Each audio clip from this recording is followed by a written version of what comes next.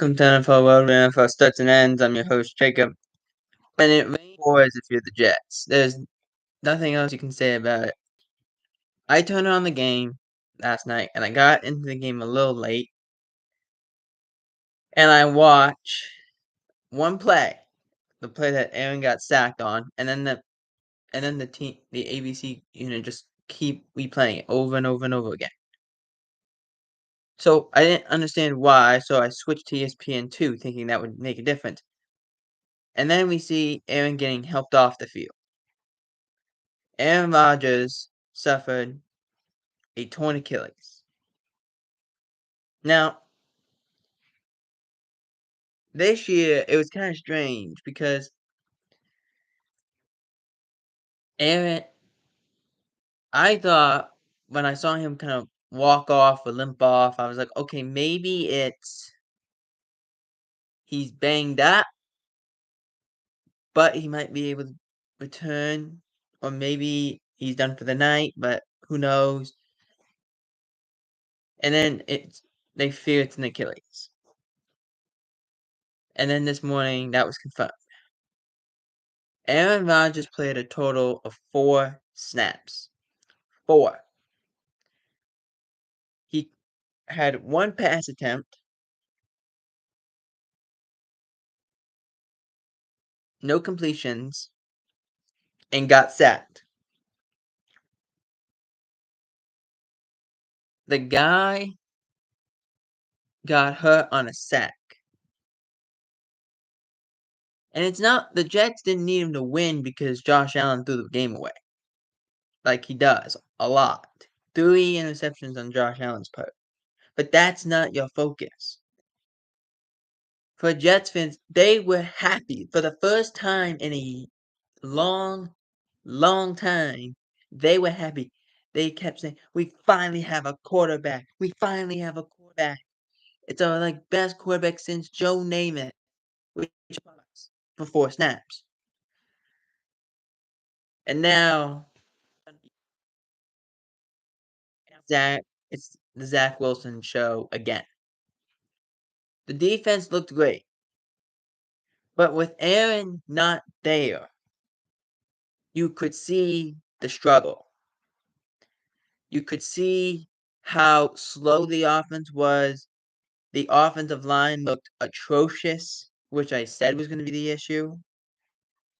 The wide receivers, great. Their defensive line, great. Their defense as a whole, awesome. Their running backs, Cook and Breece Hall, great. Breece Hall had an 83-yard run last night. And if he'd probably been healthy completely, which probably won't happen until next year, he will have a touchdown on those plays. And he looked good. Dalvin Cook looked good. The offensive line, some spots pretty good, other spots bad. The injury that Aaron Rodgers suffered, it's supposed to be a 3-step and then throw the ball. That's what Peyton Manning kept saying. It's supposed to be 3 steps, get the ball out. That is why the left tackle, Dwayne Brown, is taking a chop at the defender. The ball's supposed to be out. With Aaron, it was no 3-step drop. It was a 3-step drop, and he had nowhere else to go. So instead of throwing the ball away, he just held on to it. And that's how that happened. That's how the injury happened because Aaron didn't throw the ball away. The Jets and the Giants offensive lines are going to be what stops them this year. Their offensive line was terrible for both the Jets and the Giants. Now Aaron's gone for the year. So it pairs the question, who's the quarterback? Is it Zach Wilson? Do you go get somebody? What if you get someone out of retirement? And a lot of people say, Tom Brady. He's already said he's not playing. He already said it. He's not playing. What about Philip Rivers? San Francisco was in contact with him. What about Ben Roethlisberger?